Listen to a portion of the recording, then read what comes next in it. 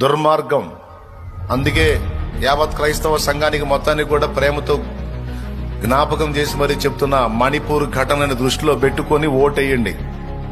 జాగ్రత్త, రాబోతున్న పరిస్థితులు ఘోరంగా ఉండబోతున్నాయి గనుక ముందే హెచ్చరిక చేస్తున్నా. నా ధర్మంగా చెప్పా, తస్మాత్ జాగ్రత్త. మణిపూర్ ఘటనను మర్చిపోవద్దు, ఒరిస్సా ఘటనను మర్చిపోవద్దు. ఈ రోజు సువార్తకు అడ్డు తగులుతున్న మత ఛాందసవాదుల, మత ఉన్మాదుల చర్యలను మర్చిపోవద్దు.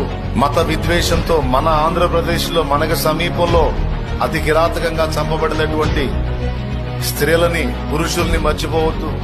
మత పిచ్చతో నిండిన దానికి సపోర్ట్ చేస్తే ఇక రాబోతున్న దినాల్లో ఏ గతి పడతామో కూడా అంచనా వేయలేం. మనకు లేదా స్వేచ్ఛ?